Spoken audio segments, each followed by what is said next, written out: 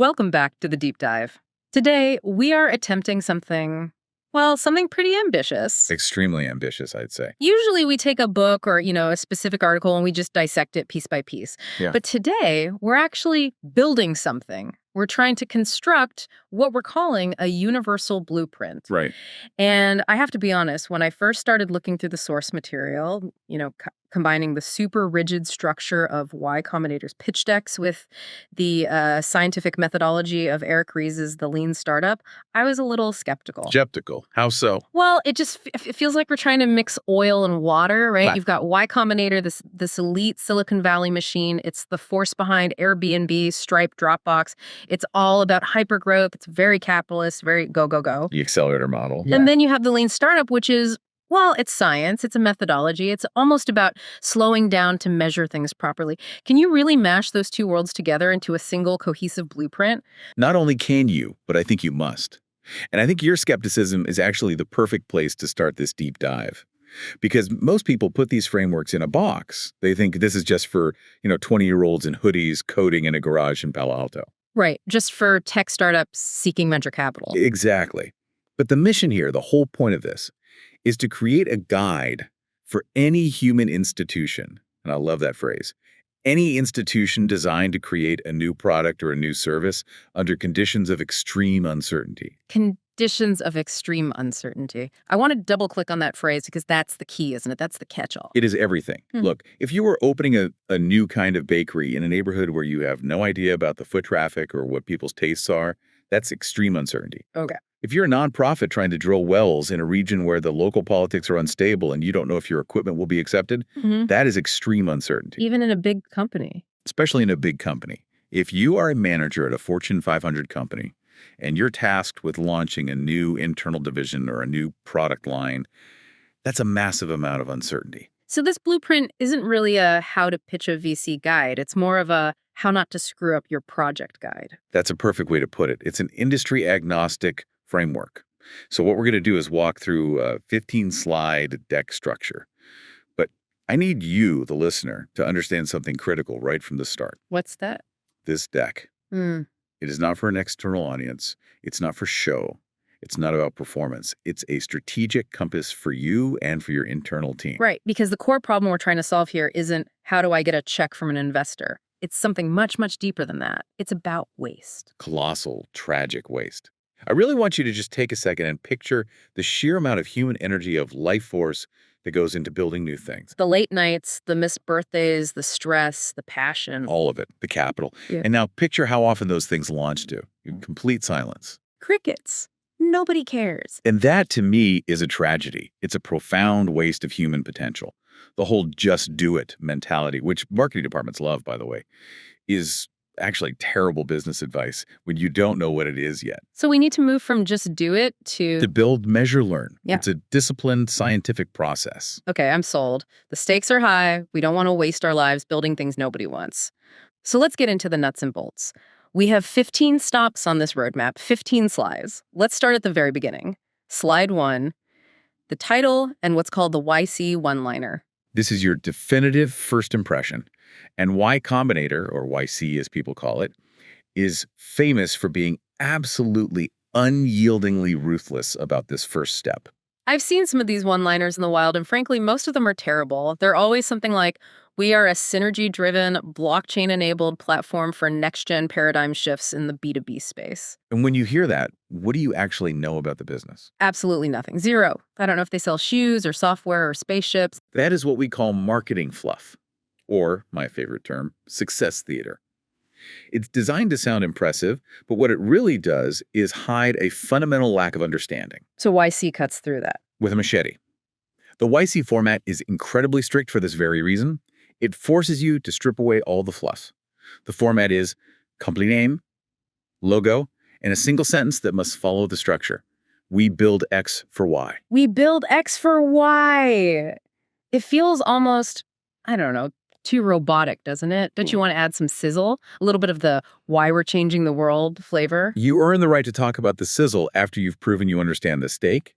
Look, if you cannot describe the core exchange of value in plain, simple English, you do not understand your business yet. period. And if you don't understand it, Your stakeholders, your investors, your first employees, your partners, they certainly won't. They won't have the patience to decode your jargon. okay, so give me a concrete example. A good one versus a bad one? All right, a bad one is what you said. We are revolutionizing the way students connect with their professional futures through data-driven insights. Sounds expensive, vague, and boring. Exactly. A good one, and this is based on Eric Ries's first company that he talks about in the book, might be, we build web-based profiles for college students to share with employers. Okay, boom. Instantly, I know exactly what it is. I can visualize the product in my head. A student makes a profile, an employer looks at it. Simple. It cuts through the fog of uncertainty. This is what we call the value catalyst. It tells everyone involved, this is the service we provide, and this is the beneficiary who gets the value. If you can't nail this on slide 1, you have no business moving to slide 2. Fair enough. Clarity builds trust. So let's assume we've nailed it. We have a clear, concise one-liner. We know what we're building. Now we can move to slide 2, the vision. Now we get to zoom out. If slide 1 was the micro, the what, slide 2 is the macro, the why. This is the huge, audacious, world-changing goal. But hold on a second. In the business world, people throw around the words vision and strategy as if they're interchangeable. You know, our vision is to use AI to optimize supply chain logistics. Is that a vision? No. That is a strategy. And this is a crucial distinction that Eric Ries drills down on in the Lean Startup. A strategy is how you plan to get to your destination. A product is the specific vehicle you're driving right now. Those things can and absolutely should change. They can pivot. Exactly. But the vision is the destination itself. It's the mountain peak you're climbing towards. That rarely, if ever, wavers. So the vision is the North Star, the thing that guides you even when the path gets confusing. That's the perfect analogy. Let's look at a company like Facebook, or Meta as it is now. Their strategy has changed a dozen times, right? Yeah. From just college campuses to the entire world, from desktop to mobile first, from a simple feed to stories to now the metaverse. The product has changed constantly. But the vision to connect the world has stayed remarkably consistent for almost 2 decades. That's the anchor. But why does this really matter for the internal team? If I'm a software engineer or, a manager at that bakery we talked about, why do I care about some huge abstract goal? I just want to do my job. Because the day-to-day reality of building something new is messy.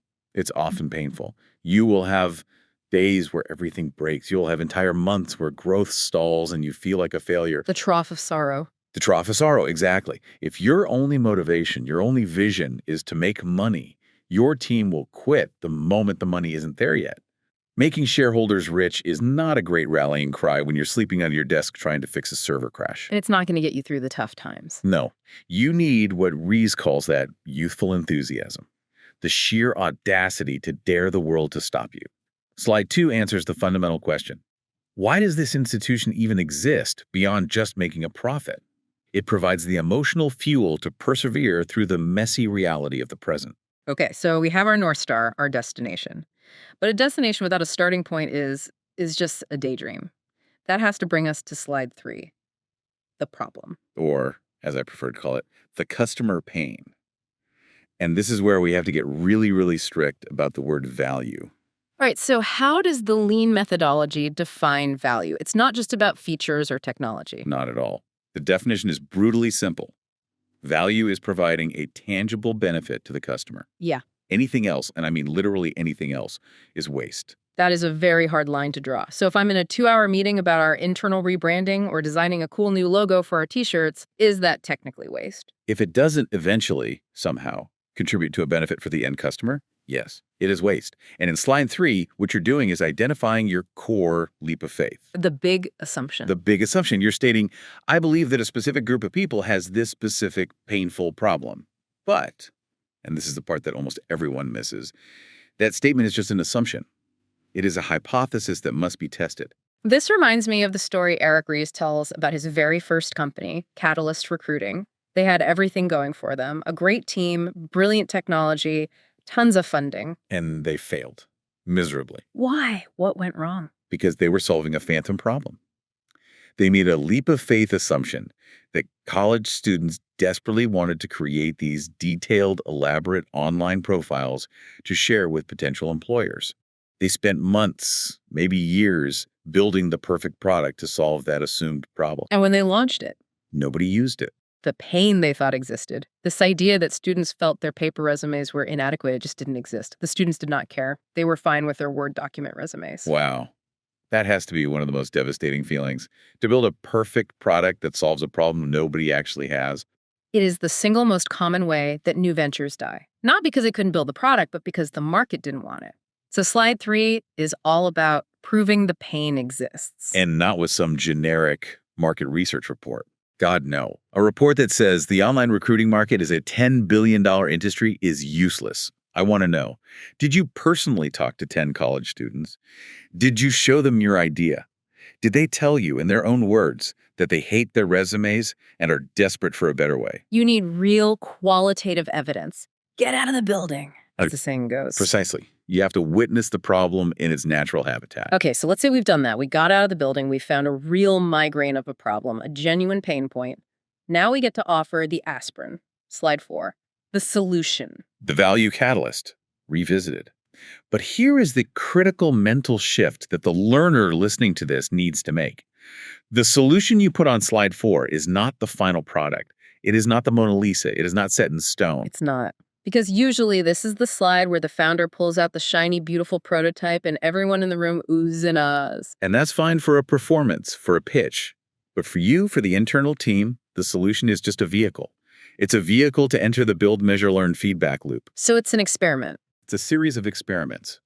You are framing your features as current hypotheses. You're not saying, here's our product. You're saying, we believe that if we build feature X, it will solve problem Y for customer Z. Let's test that. And then you actually go out and test it. You test it against what Rias calls the harsh soil of reality. I just love that imagery. It's so visceral. You can grow a perfect-looking plant in a sterile lab, but will it actually grow in the real dirt outside with bugs and weeds and unpredictable weather? Probably not the first time. Probably not. So slide 4 aligns your entire team, all your stakeholders, on how you currently intend to solve the problem, while creating a culture that acknowledges that this specific method will probably have to change based on what you learn. So it's less, this is the final blueprint of the house we are building, and more, this is our current best guess at what will fix the customer's leaky roof. That's perfect. It keeps the team intellectually flexible and humble. If you lock yourself into a specific solution too early, you get married to the product. And then if the customer feedback is negative, you don't blame the product. You blame the customer. Oh, they just don't get it. They're using it wrong. The famous last words of every failed startup. All right, moving on to slide 5. This is the big one. The huge market opportunity. The TAM, total available market. Right, the slide with all the billions. I have to play devil's advocate here for a second. If I'm starting, say, a highly specialized software company for, I don't know, underwater basket weavers or a local service business like a coffee shop, why do I need to show $1 billion market? Isn't that just vanity? It feels like something VCs made up. It can feel like vanity, but it's actually rooted in a very sober assessment of risk. Startups, by their very definition, operate under extreme uncertainty. And what does uncertainty create? Waste and failure. Exactly, a colossal amount of it. So to justify the colossal waste of time and passion and capital if this thing fails, which it probably will, the potential payoff if it succeeds must be massive. So it's a simple risk-reward ratio. If I'm going to risk 5 years of my life, my team's lives, and millions of dollars of other people's money, the pot of gold at the end of the rainbow needs to be big enough to actually matter. Precisely. And for your stakeholders, especially professional investors, they operate on what's called a power law. One single massive success, one Airbnb, one Stripe, has to pay for the 9 other investments in their portfolio that go to zero. So if your best case massive success scenario is only a modest return, the math just doesn't work for them. It doesn't work. But this slide is also where you talk about the macro trends, which is just as important. It answers the question, why now? Right. Why is this a good idea today and not 5 years ago or 5 years from now? Yes. You need to explain what winds are at your back. Look at Airbnb. They didn't just invent a cool website for renting rooms. They rode a massive macro trend of people becoming more comfortable with the sharing economy. They also launched right into the 2008 financial crisis, a time when people were desperate for extra cash from their spare rooms. Timing was everything. Or look at OpenAI today. Sam Altman didn't just wake up one day and code a brilliant chatbot. He and his team are riding the exponential curves of GPU compute power and the massive availability of training data from the internet. So slide 5 isn't just a big flashy number, it's a compelling argument that says the ocean is vast, and for the first time ever, the wind is at our back. Beautifully put. Okay, so the ocean is vast, but if you try to boil the entire ocean at once, you're going to run out of fuel pretty fast.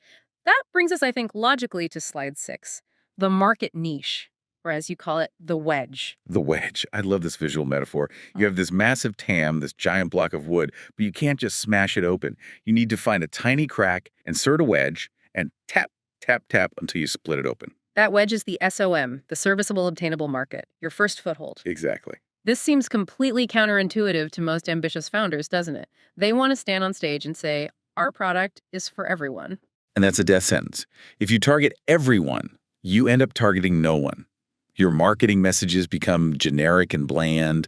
Your product features become bloated and diluted, trying to please everybody. Pleasing no one. And pleasing no one. You have to find a small, specific, well-defined group of people who are absolutely desperate for your solution and then completely dominate that niche. The classic example here is always Facebook. It's the perfect example. They didn't launch to the world. They didn't launch to the U.S. They didn't even launch to all Ivy League schools at once. Just Harvard. Just Harvard. Hey. And not even all of Harvard at first. Just students with a harvard.edu email address. They captured that wedge completely. They owned it. They learned exactly how students use the site. They found the bugs. They perfected the features. And only then did they expand to Yale and then Stanford and so on. So the strategy isn't just about market capture. It's dominate the niche to learn faster. It's all about efficiency. It's about reducing the work that isn't necessary for learning. If you launch your buggy version 1 product to the whole world, the feedback noise is deafening. You get a million contradictory signals. But if you launch to just the Harvard student body, the feedback is specific, high quality, and immediately actionable. So now we have to define who exactly is inside that wedge. Who are these first people we're going to serve? That's slide 7. The target market, early adopters, and archetypes. Early adopters. This is another one of those terms that gets thrown around so much that I think it's lost its specific technical meaning in the lean framework. Most people just think it means the people who line up to buy the new iPhone on day 1. And it's so much deeper than that. Early adopters are not just trend chasers. They are visionary customers. They are people who feel the problem you are solving so acutely, so painfully, that they're willing to accept a radically imperfect solution. They'll put up with the bugs. They'll put up with bugs, with missing features, with a clunky, ugly user interface. Why?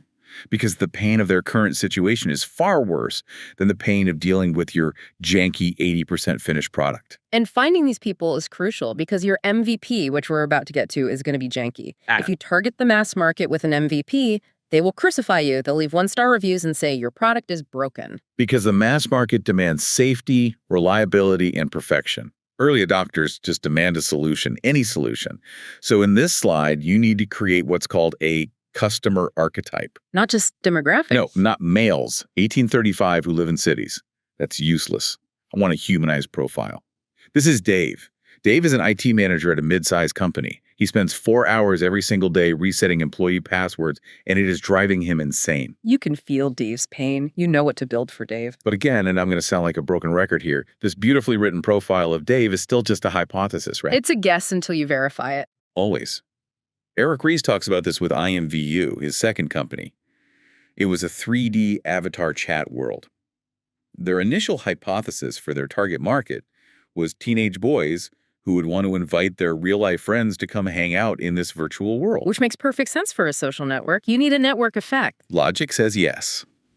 Reality said a resounding no. They built this big, prominent invite a friend feature, and almost nobody used it. It turned out their actual early adopters were people who felt deeply uncomfortable using their real identity online. The last thing they wanted was to invite their real-life friends into this fantasy space. Exactly. They didn't want to invite their real friends. They wanted to meet strangers and be someone else. The product needed to be antisocial when it came to your real-life network. So the product had to be more like a single-player experience first. That's what they learned. The customers wanted to spend time in single-player mode first, customizing their avatar, buying virtual clothes, feeling safe and comfortable, before they were willing to interact with others. If they had just stuck to their initial strategy instead of observing actual user behavior, they would have failed. This leads us perfectly to the actual thing we are putting into these users' hands. Slide 8. the product and minimum viable product. The MVP. The MVP. Perhaps the single most used and abused term in the entire Silicon Valley lexicon. I feel like in most corporate settings, it's just a phrase managers use to say, just build it cheap and fast so we can check a box. And that is the absolute wrong definition. The true lean definition of an MVP is the simplest possible version of the product that enables one full turn of the build, measure, learn feedback loop. One full turn of the loop, that's the key. So we can build something, put it in front of a real customer, measure what they actually do with it, and learn from that behavior. Correct. And there's a ruthless rule that comes with this definition. Any additional work, any extra polish, any feature added beyond what is strictly required to start that learning process is waste. Okay, give me a really concrete example, because simplest version can be pretty subjective. Let's look at one of the greatest MVP stories ever, Dropbox. Drew Houston, the founder. Yep. His vision was seamless, magical files syncing across all your devices. Now, to actually build that technology, you have to do some incredibly difficult technical work. You're hacking the kernel of the operating system. It would take months, maybe a year of elite engineering effort. And if he builds all that and then finds out nobody actually wants it? Colossal soul-crushing waste. So what was his MVP? It wasn't a single line of code. It was a video. A simple 3-minute video. It was just a screen recording of him narrating how the product would work, showing files magically appearing in folders. But here's the genius part. He knew his early adopters. He knew they were hardcore techies who hung out on sites like Dig and Slashdot. So he filled the video with nerdy Easter eggs and inside jokes that only they would get. He was signaling to them, I am one of you, I get your world. Exactly. He wasn't just selling file storage. He was selling a magical experience to a deeply skeptical audience. He posted that video. His beta waiting list went from 5,000 people to 75,000 people overnight. So he completely validated the market demand without writing a single line of production code. He proved the value hypothesis before he took on the massive technical risk. That is a perfect MVP. I also love the concierge MVP example from the book, Food on the Table. Oh, it was brilliant. Manuel Rosso. His idea was a complex, algorithm-driven meal planning service. It would connect to your local grocery store's inventory, find what's on sale, and generate recipes and a shopping list for you. That's a huge technical build. Data integrations, back-end logic, user profiles. A nightmare. Instead, he found one customer, a single mom. He went to her house. He interviewed her personally about what her family liked to eat and what her budget was. Then he manually went online and looked up the weekly sales at her local grocery store.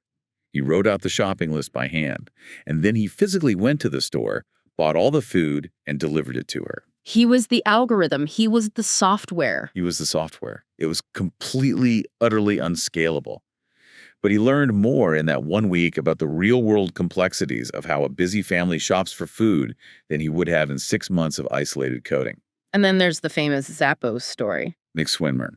He had the hypothesis that people would be willing to buy shoes online, which was a crazy idea at the time. Did he go out and build a giant warehouse and a complex e-commerce system? No, he went to a local shoe store. He went to a local shoe store, took photos of their shoes, and posted them on a very simple website. When someone actually clicked buy, he would run back to the store, buy the shoes at full retail price, and then go to the post office and ship them himself. He was losing money on every single sale. Of course. But he wasn't trying to make money yet. He was trying to answer one single question.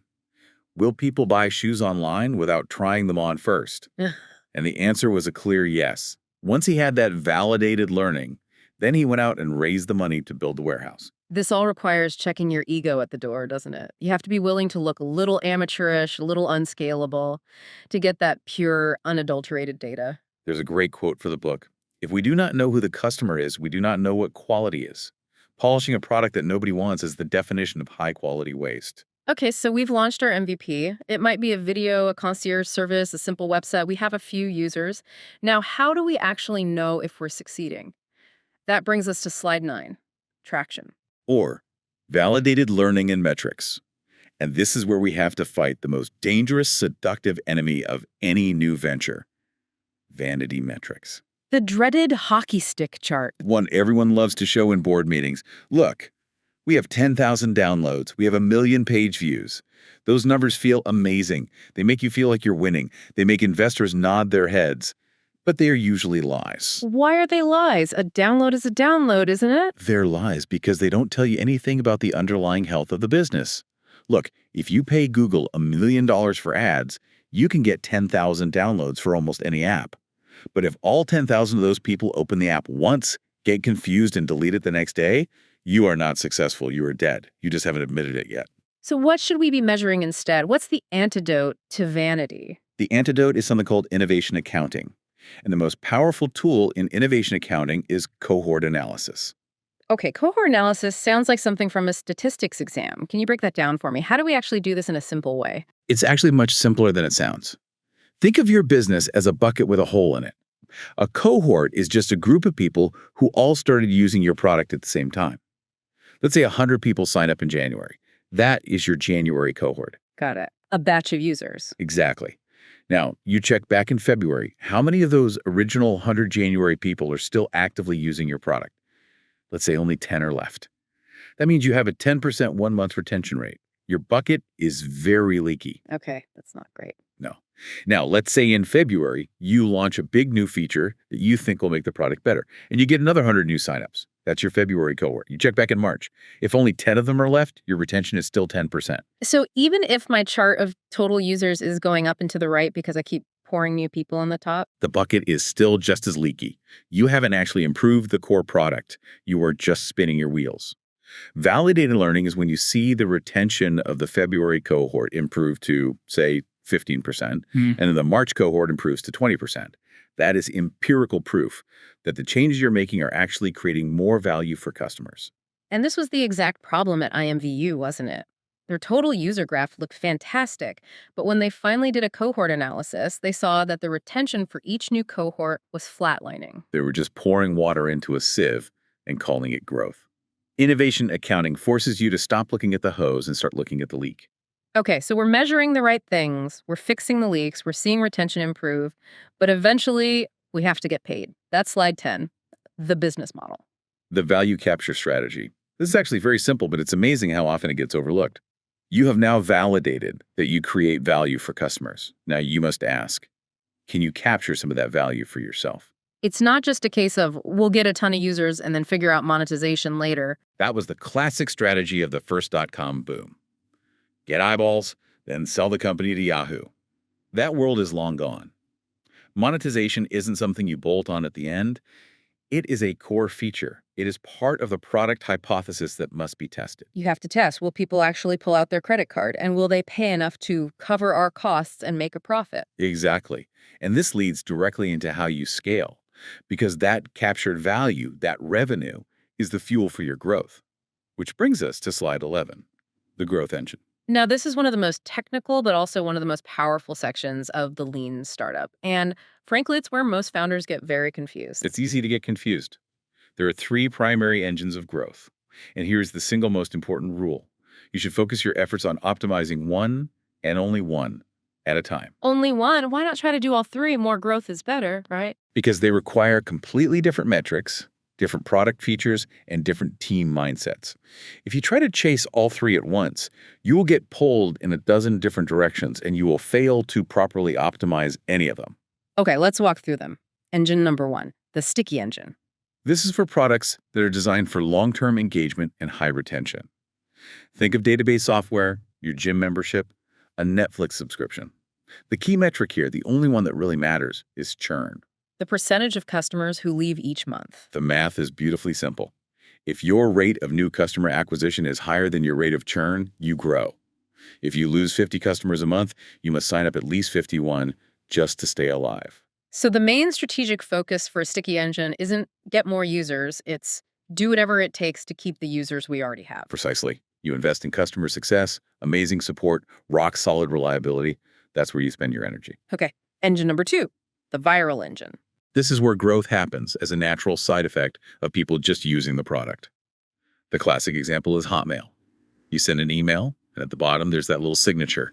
P.S. Get your free email at Hotmail. Or PayPal in the early days. I send you money, you have to create a PayPal account to actually receive it. Perfect example. Yeah. The key metric here is the viral coefficient, sometimes called the K factor. It measures a simple thing. For every one existing customer, How many new customers do they successfully bring in? So if every customer, on average, brings in one new friend, the coefficient is 1.0. And your growth is linear. If coefficient is 1.1, your growth becomes exponential. You go viral. If it's zero point 0.9, the virus eventually dies out.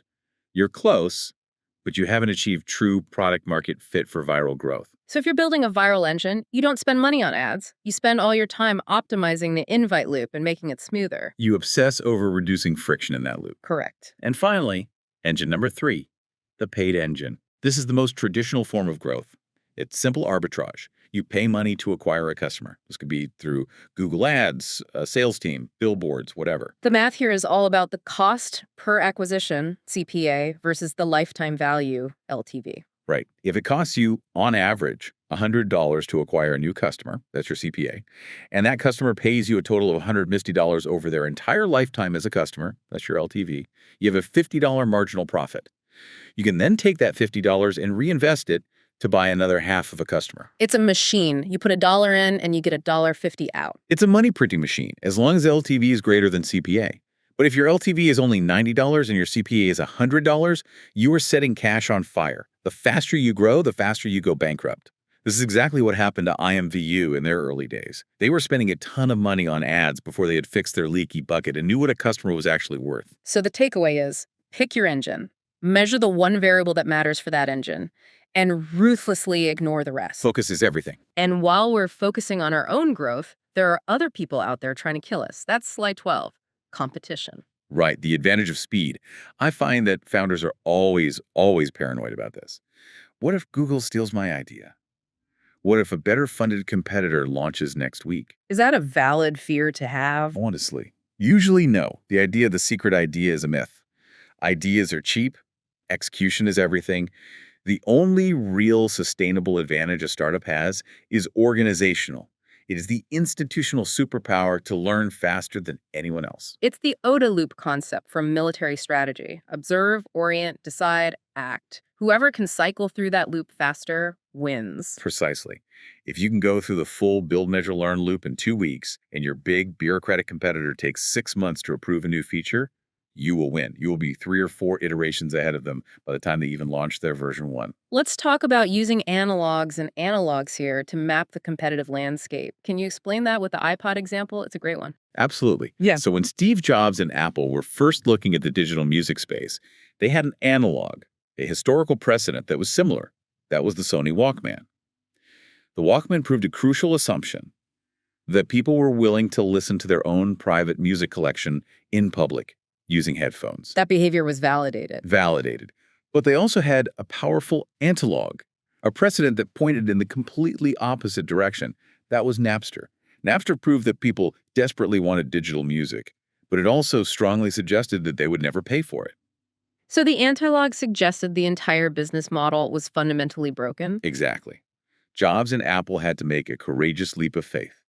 They had to bet that the behavior seen on Napster was really about convenience, not about price.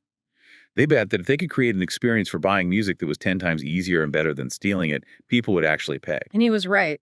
But he framed his entire strategy against the competition, which was free music and won on user experience, not price. It's all about speed and insight. And speaking of insight, that brings us to slide 13, the secret sauce.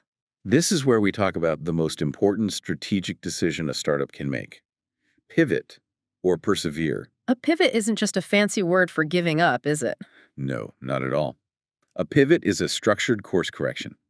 It's a change in strategy without a change in vision, and it must be grounded in the secret sauce, the unique, hard-won insights that you have gathered from all your previous experiments. So what does a pivot actually look like in practice? Let's look at the story of a company called Vodazone. Their original vision was to create a kind of social network for voters, a place where people could discuss politics online. They struggled for years. They tried everything to get people engaged. It just didn't scale. The core idea wasn't working. It wasn't.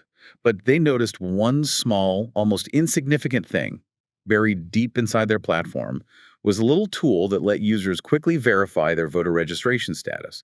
And people loved that one tiny feature. One little piece of utility in a big, complicated platform. Exactly. So they made a courageous decision. They did a zoom-in pivot. They threw away 95% of their product and made that one little feature the entire product. They repurposed all their technology and all their learning to focus exclusively on that one insight. They didn't start over from scratch. That's the key. Yeah. No. A successful pivot always keeps one foot firmly rooted in what you've already built and learned, while the other foot moves to a new direction. If you just fire everyone, close up shop, and start a completely new company, that's not a pivot, that's a restart. And who is it that has to execute this difficult, often emotional pivot? It's the people. Slide 14, the team. The human institution. And we need to talk about culture here, specifically the culture of an adaptive organization. Which means, first and foremost, no silos. No silos. In a traditional company, marketing sits on one floor, engineering sits on another. Marketing writes a 100-page spec document, throws it over the wall, and then engineering builds it. If the product fails, engineering blames marketing for a bad spec, and marketing blames engineering for a bad build. The blame game. In a lean setup, they are one cross-functional unit. They sit together. They're all jointly responsible for the one metric that matters, validated learning. But I want to focus on a specific management tool for this kind of team, the 5 whys. Oh, I love the 5 whys. It's such a simple but powerful root cause analysis tool. It's the single best way to stop the blame game and start fixing systems. Let's do a quick role play. Imagine you're the manager and I'm the lead engineer. Our main website just crashed during a peak traffic event. Okay. In a stern voice, expert, why is the site down? Because the main database server overloaded and the fuse blew. Okay. Why did the fuse blow? Because the cooling fans bearing on that server locked up, causing it to overheat. Right. Why did the bearing lock up? Because it wasn't being lubricated properly. And why wasn't it being lubricated? Because the automated oil pump that supplies that server rack hasn't been inspected in over 6 months. And my 5th and final why. Why hasn't that pump been inspected in 6 months? Because we don't have a standardized maintenance schedule for any servers installed in the last year, because the operations manager who used to handle that quit last month and was never replaced. Uh-huh. So the root problem isn't a bad fuse. The root problem is we have a broken human process for server maintenance. Exactly. If you just replace the fuse, the exact same crisis would happen again next week. The 5 whys forces the team to find the underlying human or process error, not just the superficial technical error. It turns a fire drill into a permanent system improvement. That is a profound cultural shift. It moves from whose fault is this to how do we fix the system so this never happens again? Is a validated learning applied directly to management itself. And finally, we need the fuel to keep this entire learning machine running. That's our last stop, slide 15, the request for investment. The ask. But to do this right, we have to completely redefine a key term here, runway. Right. Usually runway is just a simple math problem. Cash in the bank divided by your monthly burn rate. If I have $1 million and I'm spending $100,000 a month, I have 10 months of runway, 10 months to live. That is the traditional, and I would argue flawed view. In our universal blueprint, runway is the number of pivots the startup can still afford to make. That is a huge mental shift. Unpack that for me. Okay. If you have 10 months of cash, but it takes your team 6 months to build, launch, and properly analyze an experiment to decide if you need to pivot, you have less than 2 pivots left. You are basically dead already. But if I can shrink my loop, if my team is so efficient that we can test a core hypothesis and make a pivot decision in just 1 month, then you suddenly have 10 pivots left. You have 10 shots on goal. You have a much, much higher probability of eventually finding a successful strategy. So when I'm pitching to my investors or to my boss for an internal budget, I'm not really asking for money to go build the product. No, that's the old way. You are asking for resources to reach the next learning milestone. You are saying, I need this amount of capital to run these next 3 crucial experiments and find the answer to these 3 key questions. And the promise you make to them isn't, I swear, I will stick to the plan no matter what. The promise is, I will stick to the vision, and I promise that if the data shows our current plan isn't working, I will have the courage to pivot the strategy. That is a very brave, very vulnerable thing to tell someone who is about to write you a check. Hey, just so you know, I might change the entire plan. It is the only honest thing you can tell them when you're operating under conditions of extreme uncertainty. Anything else is just pretending. It's just success theater. So there it is, the full 15-slide deck. A comprehensive roadmap to navigate from extreme uncertainty to a sustainable, learning-focused human institution. It's a tool, and it's a tool that serves every single stakeholder. Investors get innovation accounting real, actionable numbers, not vanity metrics. Employees get a meaningful vision worth fighting for and a system that respects their work. And customers, Customers get products they actually want and need. which is the whole point. And I want to end right on that point. Okay. Because we started this whole deep dive talking about waste, and there's this concept in economics called the productivity paradox. It's fascinating. We are, as a society, more technologically productive than at any point in human history. We have AI, we have incredible software tools, we have global supply chains, and yet think of how many startups still fail. Think of how many multi-million-dollar corporate initiatives get written off and canceled. We've become incredibly efficient at building things that nobody uses. It feels like we are all running faster and faster on a treadmill that's pointed at a wall. It's a moral imperative, then. Time is the only resource we can't get back. Human passion and creativity are finite resources. When we ask people to work 80-hour weeks in service of a vision that has never been validated against reality, we are being fundamentally disrespectful of their life. We are stealing their time. The ultimate and almost philosophical goal of this entire blueprint of Y Combinator's rigor, of the lean startup scientific method, is to unlock the vast, untapped store of human potential that is currently hidden and wasted in the modern workforce. We have the energy, we have the talent, we just need to stop wasting it. So here is the final call to action for you, the person listening right now. Apply the scientific method to your own work. It doesn't matter if you're a coder, a manager, an artist, or a baker. Ask why 5 times. Get out of the building. Talk to your customer. Stop guessing, start building in the dark. And start learning. Thanks for diving deep with us. We'll see you on the next one.